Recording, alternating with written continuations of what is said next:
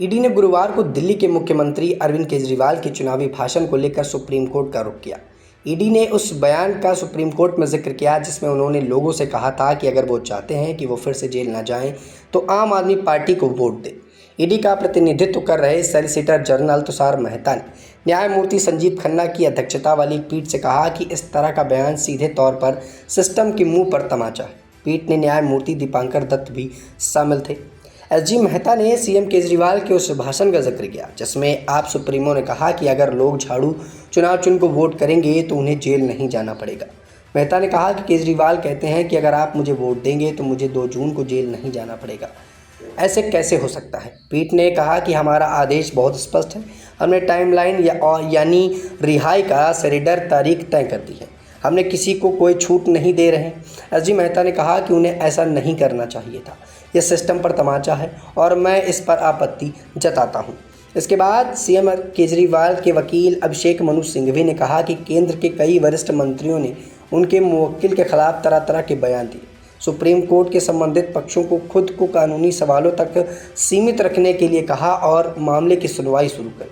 गौरतलब है कि पिछले हफ्ते एक आदेश में सुप्रीम कोर्ट ने सीएम केजरीवाल को शराब घोटाले के आरोप को 1 जून तक अंतरिम जमानत पर रिहा करने का आदेश दिया और 2 जून को आत्मसमर्पण करने के लिए भी कहा गया था। लेकिन इन पूरे दावों को लेकर अब कहीं ना कहीं अरविंद केजरीवाल की वो बातें, अरविंद केजरीवाल के वो जवाब अब उन पर ही भारी पड़ते हुए नजर आ रहे हैं। लेकिन एक तरफ से अरविंद केजरीवाल के बयानों को लेकर तमाम लोगों का और तमाम नेताओं का ये मानना है कि ये सिस्टम के मुंह पर तमाचे हैं। यानी अरविंद केजरीवाल साफ तौर पर ये बोल रहे हैं कि अगर वो जेल नहीं जाना चाहते और जनता चाहती है कि अरविंद केजरीवाल जेल न जाएं तो झाड़ू चुनाव चिन्ह पर वोट दें और इस चुनाव में कांग्रेस और इंडिया गठबंधन यानी कि जिसमें अरविंद केजरीवाल शामिल है उसको वोट दें और जिताएं। अगर ऐसा होता है तो अरविंद केजरीवाल जेल नहीं जाएंगे।